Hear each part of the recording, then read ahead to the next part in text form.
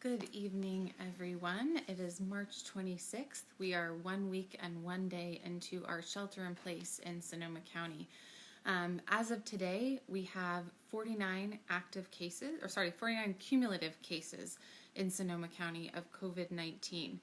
43 of those 49 cases are active. We have had 5 recovered folks, which is always good news. Sadly, we did have 1 death from COVID-19, and we have completed 854 tests total. So we have been able to ramp up the testing. I wanted to give you a brief update about some of the efforts that are currently underway in county government, and we'll start with some of the public health department updates. So number 1, we are pushing hard for additional testing. So we are working with our healthcare partners, trying to encourage them to go out and test more. Our lab, our public health lab, is not currently operating at capacity. We do actually have a capacity to take in and process more tests, and we are currently able to process those tests actually more quickly than the private healthcare labs. So we are often returning those tests same day, the results same day, sometimes in a matter of hours, and definitely within 24 hours. So I wanted you to know that. One of the biggest limiting factors right now with respect to testing in Sonoma County is the lack of testing swabs. So these are the swabs that, of course, healthcare providers need to utilize to obtain the sample from the patient, which is then sent to the testing lab. And unfortunately, there is currently a national shortage of those swabs. So our Emergency Operations Center and our Public Health Department are actively trying to secure more of those swabs so that we can actually step up and ramp up the testing in Sonoma County. Once we have adequate swab supplies, we are planning on doing additional surveillance testing. And so if you'll recall, surveillance is when you actually actively go out and proactively test, as opposed to just responding to an established set of criteria. So similarly to what we did initially, which is how we were starting to go out there and try to actively monitor what's happening in the community to get a greater sense of to what extent is coronavirus present in Sonoma County, we are going to undertake another effort like that would involve actually even testing asymptomatic people who are in high-risk groups. So high-risk groups include healthcare workers, right? We want to make sure that they are healthy. Also actually looking at our jail facility to make sure that that is an area where obviously any kind of disease could spread quickly. So some active surveillance in terms of coronavirus testing there. Also looking at some of our vulnerable members of our community in the unsheltered and homeless population. And then finally looking at sort of folks who are in the realm of public health as well. So we are also going to be stepping up our contact investigation. Now, contact investigation is when you have someone who has a positive test, right? So a confirmed COVID-19 coronavirus patient.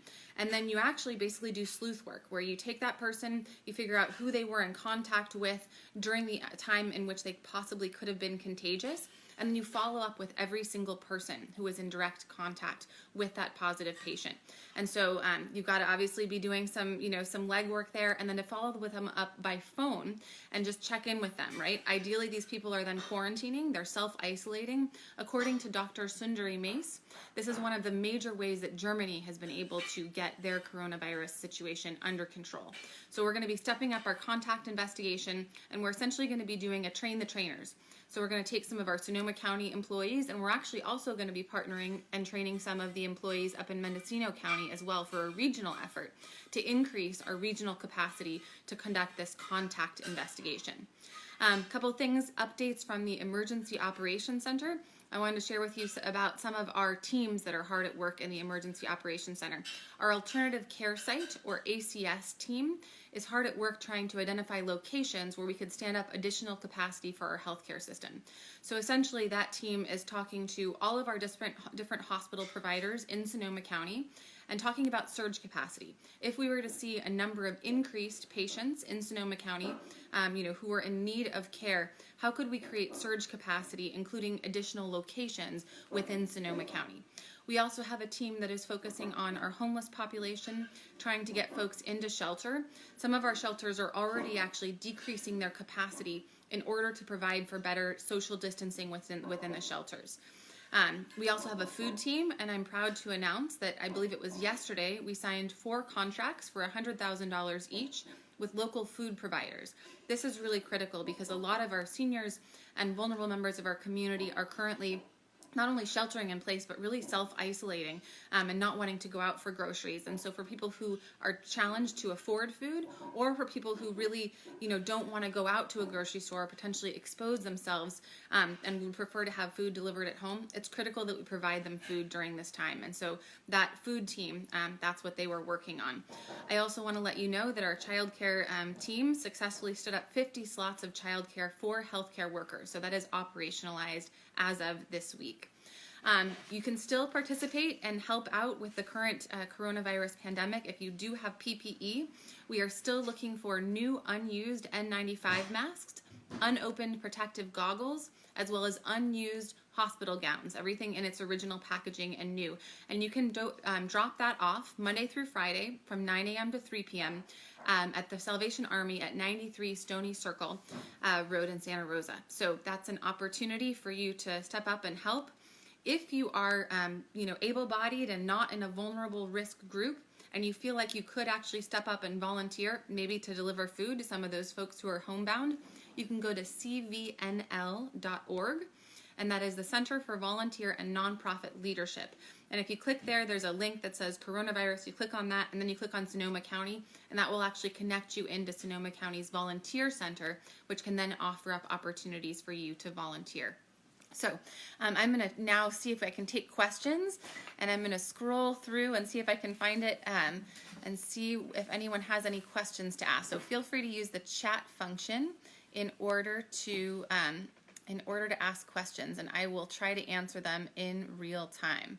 I'm seeing some comments. Contact testing is what we need to get ahead of this. I could not agree more, and I'm very glad that we're going to be increasing our capacity to go back and do that analysis so that we're able to hopefully identify where the spread is happening and stop it before it spreads further. I see someone that says, Sutter gave me the runaround when I asked about hazard pay for their employees. How can we hold them accountable and push for this? That is something that I will definitely follow. I think that it's really critical that we make sure that we're taking care of all of our healthcare workers right now. Who has actually some good contacts in the healthcare industry because of her work in mental health is my colleague on the board, Supervisor Shirley Zane. So I will reach out to her and see who she knows at Sutter that we could talk to about that critical issue of hazard pay. Let's see, other questions. I've got someone who is asking, it's a little small. Maybe you could help me out. Do you have it up yet? Oh, here we go. I am seeking a little clarity regarding the 5th District Tourism Impact Fund grant opportunity. Is a nonprofit's direct link to tourism necessary to be included in the purpose of the grant request? Or is bolstering programs that support the community's resilience efforts in vulnerable communities significant cause for consideration? This is a fantastic question. So the reason that this is called the Tourism Impact Fund is because when I was running for office, there was a lot of frustration in West County about all of the TOT, the transient occupancy tax or hotel bed tax that we generate, not actually being reinvested in the community. And as communities that support tourism, we enjoy the benefits of tourism, which is, it's a driver of our local economy, it provides jobs, but we do also experience the impacts, which sometimes means lots of people in an area that doesn't have a lot of infrastructure, right, in our rural communities.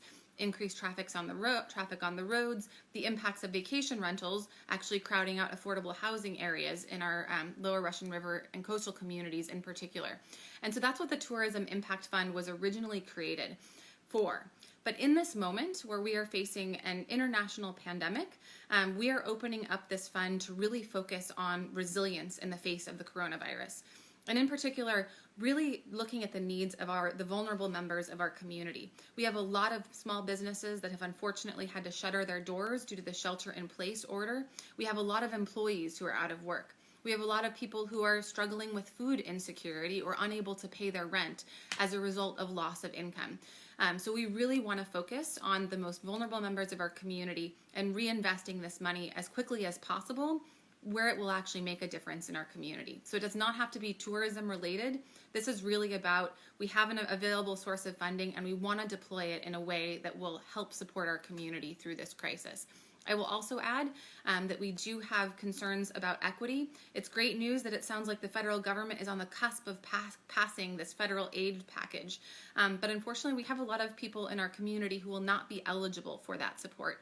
Looking at our undocumented members of our community, they're not going to be receiving federal aid packages. And there are also some people who might have, for instance, had a significant income, say in 2018, which is when they're looking at the tax returns, but maybe has been forced to shutter their doors of their business and is really hurting this year. So we're going to try to look at how can we meet the gaps that we see in the community, whether it's with respect to small business, whether it's with respect to undocumented folks, people who just are out of work and really, really need some help. So please, I would love to see applications, and I will definitely post the link to the application again on social media. We did share it a few days ago. These applications are due March 31st, and we're going to try to turn them around as quickly as possible. It does have to be ratified by the full Board of Supervisors, so we will review them and then bring it to the full Board of Supervisors for consideration. I also want to mention that traditionally we have focused on West County only projects. In this moment, it's really important to me that we actually toss out jurisdictional boundaries. Our entire community is in need of help right now, and so we need to help whoever we can as quickly as we can so that we can help get through this crisis together. Let's see. The PD recently posted a story that Governor Newsom said was shelter in place could last 12 weeks. Have you heard the same? So this is actually something that I did hear from one of my staff members today who had watched that, and I do understand that Gavin Newsom did say publicly that the shelter-in-place order is likely to last 12 weeks. So I can confirm that he did say that. And, he has access to modeling that we don't have access to currently on the local level. We have just now finally been provided with a little bit of data about what the estimates that the state is using. I will let you know that we are actively pursuing local models that would be specific to Sonoma County. We actually have a modeler who has previously modeled influenza, sort of the course of influenza over the years on an international level, and he has also done tuberculosis modeling on an international level. And this is someone that Dr. Mace knew from her former work at the World Health Organization. So this is out of the College of London, I believe. I need to remember the exact name of the university, but this is an expert modeler, and they will be looking specifically at Sonoma County's demographics. So looking at, what are the different ages in our population that might suggest that some ages are more highly at risk. And so also looking at the population density, at all of the different communities that we have, at the number of hospital beds we have. And so the idea is to get as best of a guess as we can with respect to how this pandemic might play out in our local community. That will also give us a sense of, we have also actually asked him to consider the social distancing measures that we are currently implementing, and also to look at if 80% of the population follows social distancing, if 60% of the population follows social distancing, what would the trajectory of the disease look like? So I will share that information with you as soon as we get it. I think it's really critical that we are transparent and that we make that modeling data accessible and available to the public once we, as the supervisors and the public health experts in our public health department, have an opportunity to review it. I am over 70 other places I can assist. That is a great question. So I have had a number of fantastic people who want to help and maybe in an age category that is a little bit more vulnerable to the coronavirus. So I really appreciate your offer of help, and what I would encourage you to do is to go to cvnl.org. And again, that stands for Center for Volunteer and Nonprofit Leadership. So cvnl.org. Click on the coronavirus link that's on the front page that you'll land on, and then click again on Sonoma County, and that will connect you to the Sonoma County Volunteer Center. And my understanding is that there are roles to play for everyone. So obviously, they're looking for folks who are in maybe a less vulnerable demographic to be able to actually go out and deliver the food, but there's a lot of work that can be done over the phone as well. And I think that volunteering is such a great way of staying connected to the community. It's challenging right now to be, I feel like I sit on the phone all day in an empty office, and it's very strange to be trying to connect to the community remotely right now. So the more that we can do to come together as a community and volunteer and support efforts, the better off we'll be. That's what I love about being in Sonoma County, is that we've gotten through so many disasters, and it's really the integrity and the resilience of the community and people stepping up and helping out that have gotten us through those fires and floods.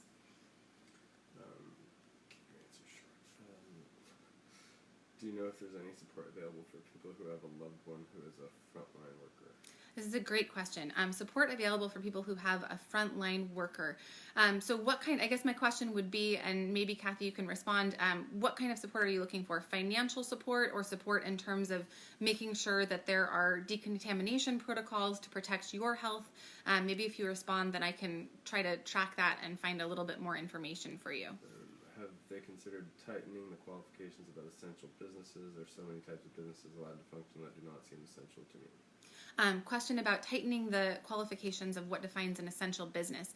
I will follow up with Dr. Mace, our public health officer, on that one. I do know that we are trying to tighten down on the essential businesses that have non-essential elements in their stores. So for instance, Walmart's a great example of this, right? They do sell food, they do sell pharmacy supplies, and yet they also are selling toys and sports equipment and clothing, which are considered non-essential. And so we're actually going through an education process right now with businesses to say, okay, just because you have some essential things doesn't mean that you have an opportunity to also sell your non-essential items. And so we will be asking them actually to hopefully rope off sections of their stores, because what we don't want are people coming to come and just sort of joy shop, right? This is a time when you need to get in, get out, buy your essentials, and then shelter in place as much as possible.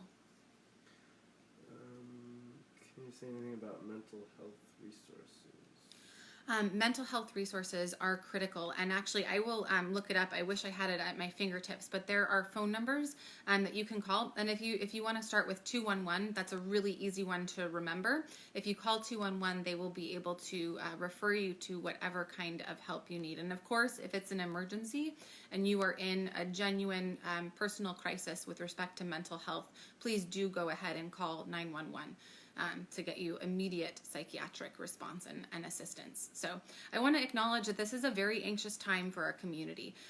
It's anxious because we don't actually know exactly where this virus is, and so that in and of itself, having this unseen enemy is scary.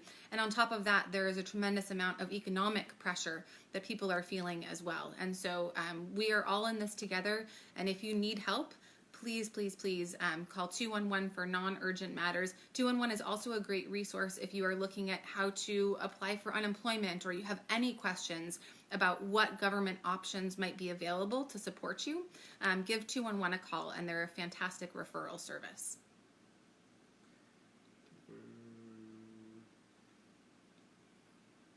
Any other questions?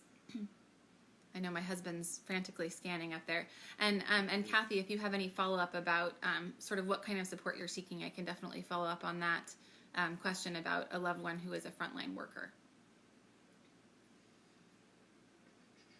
Is there any tracing being done to determine where those who have been tested positive for the virus have been?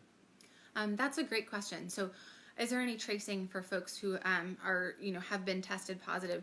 As far as I know, right now what we're focusing on are the direct contacts. So those would be people that the confirmed positive patient had been directly in physical touch with or in close proximity to. Obviously, members of a household are, sort of the first ones that would be considered, someone to investigate, but also looking at someone that they may have had dinner with, and then the question becomes, right, who was the server at that restaurant? So that's kind of the level of what's determined under a contact investigation. I don't know that they're trying to track every single place that the person visited, but I can certainly ask Dr. Mace exactly how involved the contact investigation is. My understanding is that it's primarily focused on those folks who have had direct contact with an individual. So Kathy responded, emotional/mental support. I can't lean on him. He needs to focus on the job at hand. It would help to be able to connect with others in the same boat, or mental health support. Thank you so much for sharing that, Kathy. And I feel like that is something that does not currently exist, but that I will reach out to some of our partners and see if we could form some kind of, maybe it would be a virtual support group, maybe something as simple as a Facebook group or, a Google group or some kind of a chat function. If that sounds like something that you're interested in, please email me at district5@sonoma-county.org. And that's 5, the number 5, not spelled out. And we can definitely work on setting that up. I think that This is something that is, I think, a very real concern. When you've got someone who's a frontline worker, whether they are a healthcare worker, whether they are a grocery store clerk, anyone who is providing those critical services that we need to keep government functioning right now. I know that there is always someone who is their partner or their family member who is important to have them to support them, but sometimes you need to support the supporters as well. So I will definitely work on setting up some kind of support system, and I will also happily provide you with other mental health and wellness resources. I do know that we were able to stand up some substantial wellness and peer counseling and counseling support after the wildfires, and we actually did receive a grant to keep some of those services going, and I think that they will be really critical in the months to come. So I'm going to sort of reach in, it's been a long day, reach out to our public health department and see what we still have available in terms of those resources, and whether they're available now by phone or by some kind of virtual setup, because obviously we can't do person-to-person, in-person types of counseling at this point in time. The best thing would be to do something virtually. What is the county health department doing to ensure that workers in grocery stores and restaurants and delivery services are being screened for health? They're the folks most of us contact other than our family, and it would be nice to know that there are safeguards in place to ensure good health and not possibly become exposed. This is a great question. So how are we ensuring the health of those frontline workers? So I did mention earlier that we are going to be conducting surveillance testing as soon as we have an adequate number of those swabs that are needed to conduct the tests. I actually think that it would be a great idea to extend that to some of our other frontline workers, not just our healthcare workers, but also our grocery store clerks and those who are, dealing with the public on a daily basis. So I will follow up with Dr. Mace, our public health officer, with that suggestion. I think it's a really good one. I do want you to also know that we are actively trying to educate businesses on best practices, not only to protect the public, but also to protect employees. There are some businesses who are doing a fantastic job, and I actually heard a report that in Mendocino, I think Safeway or another grocery store actually even installed plexiglass to protect the grocery store clerks, which I think is a really interesting idea, and I want to learn more about that. But there are certainly best practices that can be utilized in terms of social distancing, and so we're actively educating both our stores, grocery stores and hardware stores and things like that, as well as our farmers markets. So I've been working with the Emergency Operations Center and the Public Information Officer team specifically to figure out how can we best educate the businesses to keep customers and employees safe. This is a comment that says people are calling their doctors for work note because they're afraid to go to work, and doctors can't help that way. The comment was, sorry, say it again? People are calling their doctors for a note because they're afraid to go to work, but doctors can't help that. Oh, okay. So this is an interesting thing. I have actually heard this, that some people are afraid to go to work, even if they sort of are in an essential business. And so I think that a couple of things. Number one, we really need to make sure that work environments are as safe as they possibly can be, right?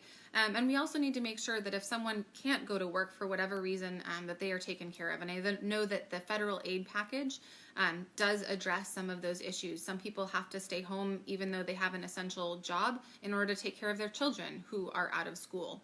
Others may have, an ill family member that they need to care for. And we want to make sure that all of those are protected reasons not to participate in work. So that's something that I will try to learn more about. And I have been in conversation with some of our labor representatives. And my understanding is that an employer cannot take punitive action against you if you are to stay home for your own safety reasons. But I can follow up on that and learn a little bit more about the employment law and how you can make sure that you, are presenting that information to your employer if they're confused. Can you speak more about alternate care site planning to help house self-isolate COVID folks living in big families or group settings, not needing hospitalization to help reduce household contagion? This is a great question. And this, I think, actually gets to the root of one of the reasons that the coronavirus spread has been so rapid in New York City. As we know, New York City is one of the least affordable places to live in the country. And so you have a lot of people packed into fairly small places where, you'll oftentimes have 3 or 4 couples, right, living in a 3-bedroom apartment because it's just so expensive to live in New York City. And unfortunately, that is a situation that we face in Sonoma County as well. So being able to isolate folks who have been have tested positive for coronavirus, even if they're not an acute case, right? Even if they don't need isolation, is critical. And so I want you to know that when we're talking about alternate care sites, what we're actually looking at is lower acuity cases. Because actually when we talked to the hospital providers, they said that they would rather sort of shift the non-acute caseload to a new location and then keep the existing hospital facilities for the more acute patients, right? So by shifting lower acuity patients to another place, that increases the capacity within the hospital. And then you also don't need to have quite as much equipment in the new facility location. So we are trying to actively seek locations for low acuity non-COVID patients as well as low acuity COVID patients.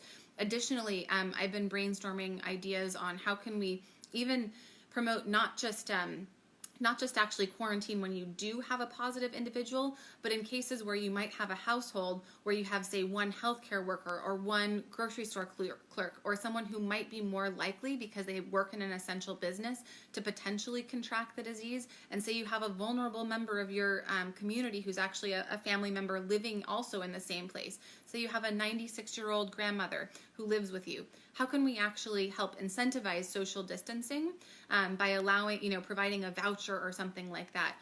So we're actively trying to think about how can we decrease the pool of risk. How can we make sure that families, if they feel that they need to separate, have the space to do so? So that is definitely part of the alternative care site planning conversation of looking at low acuity coronavirus cases, low acuity non-COVID-19 cases, as well as opportunities just for quarantine or social distancing. So those conversations are ongoing, and I will let you know as soon as we have a location to share or locations to share for those different sites. Any more questions? All right. How do individuals who are sheltering and need food contact the food delivery system? Leo might have answered that one. Great question. So if you are looking for food, two things. If you go to socoemergency.org, we actually have a list of all of the different food banks and food drop-offs that are available in Sonoma County on socoemergency.org. Socoemergency.org is also a good sort of first stop. We also have an entire list of all of the stores that have senior hours with when they are, so that you know when you can kind of go to get groceries. If you do fall into a vulnerable category or you're a senior. Some of them take, I believe, seniors and pregnant women, some of them just seniors. So if you look on the socoemergency.org, it will share that information with you. Click on the link for resources and information. And my husband reminds me, you click on the link for resources and information. So that's where you will find all of that information. And then if you don't find what you need on socoemergency.org, definitely call 211. Those are kind of the two first great places to go if you're in need of resources. And then after that, also if you're a 5th District resident, we can always help you if you have a very unique situation and you're not finding what you need on those two main resources. And our email, you can get me at linda.hopkins@sonoma-county.org or District 5, again the number 5, not the letters, at sonoma-county.org. Do you have any idea when Sonoma County will hit its peak? That is a great question. When will Sonoma County hit its peak?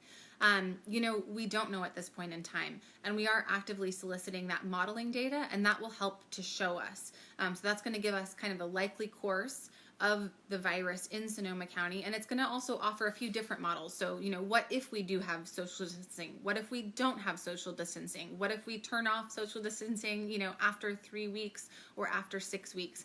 So one of the biggest challenges with looking at this COVID-19 coronavirus pandemic is that it is so much dependent upon you, right? And upon me. How we act and how we behave will change the course of this disease. So the most important thing that we can all do right now is to follow those shelter-in-place orders. Only go out for absolute necessities. And when you go out, get in, get out. And sanitize and wash your hands and, make sure that you are observing really good hygiene no matter what you do. If you're going to the grocery store, if you have an urgent need at a hardware store, if you need to pick up medication at a pharmacy or visit a physician. So what we do will absolutely change the course of this pandemic in Sonoma County and affect when we hit our peak. On that note, if there are still people moving out and about more than is recommended by shelter-in-place orders, is there any plan to have fines for non-essential gatherings like I think they have in San Francisco and other countries? This is a great question. And with respect to enforcement and whether we will actually sort of inflict fines on people if they don't comply with the orders, we are starting with kind of gentle reminders, of businesses, for instance, that shouldn't be open, that are still open. But we will take stronger action if needed. And I will definitely look into the model in San Francisco in terms of fines. So far, we've actually had good luck just in the 5th District office of actually just calling up a business owner and saying, hey, someone let us know that you're still open and per the health order you shouldn't be open. Most people have promptly responded and have shut down. But if you do have reports of a business and if you tried letting them know, in a friendly way that they should be closed down and they ignored you, or if you don't feel comfortable, I understand if you don't feel comfortable approaching a business to let them know that what they're doing is wrong, you can call the local law enforcement non-emergency number. So if it's an unincorporated area, you would call the sheriff's non-emergency phone number. If it's inside city limits, you would call the local police department's non-emergency phone number. And I can guarantee you that that officer will go do a knock and talk, and they will let them know that they are out of compliance. So far, I don't think we've gotten to the point where we've had to fine people. I believe that most people are complying once they're reminded. So, is there any action on business eviction protection? This is a great question, and I had 2 different phone conferences today that I organized with some members of the business community, one around agriculture and one around sort of tourism-based businesses, because I am the agriculture and tourism liaison for the board. We divided up into roles last week. I am definitely fighting to bring forward a commercial eviction defense ordinance before the board, and I actually talked to Bruce Goldstein, our county counsel, today about that. It would be basically modeled off of what we did for the tenants who are, living in residential tenants, and looking at how we can create that protection for our commercial tenants as well. I've heard from a lot of small business owners, especially restaurants, that they are really worried about their ability to pay rent. And so if the sort of impacts of the pandemic are able to be used for an eviction defense, that's the kind of ordinance that we would pass and bring before the Board of Supervisors. So I am fighting to get that to happen, and I'm going to talk to our CAO and the chair of the Board of Supervisors, Susan Gorin, tomorrow about that. So I want to make sure that we're trying to do what we can to fight for our small businesses. Is there an ongoing countywide assessment of all local acute care hospitals and clinics in respect to availability of critical beds, ventilators, CT scanners, medical staffing, etc.? Concerns with staff being able to take necessary time off. I've heard staff not getting enough support in this regard. This is a great question. So looking at a countywide survey of what our medical resources are, absolutely, that is what the Emergency Operations Center started with, finding out how many beds we have, how many ventilators, what are the likely needs to surge capacity in our community. So we are actively ordering supplies that we think that we would be in short supply of. We've been trying to source additional PPE for our nurses and our physicians. We're currently working on sourcing the swabs so that we can actually deploy more large-scale testing. And we have been working with our healthcare providers to talk about their surge capacity for staffing. Because even if we were to stand up, new facilities, those facilities don't mean anything if we don't have healthcare workers to actually staff them. So I know that the hospitals and the healthcare providers are looking at rosters of recent retirees, whether they would be willing to come back to work, and we are trying to create surge capacity. But I think that one of the most critical things about keeping our healthcare workers being able to work is keeping them healthy and safe, which starts with making sure they have adequate PPE. We need to make sure they have those N95 masks, that they have goggles, that they have face masks, that they have whatever they need to keep them healthy. Because if we can't keep them healthy, then none of us will have what we need if we do develop complications of COVID-19.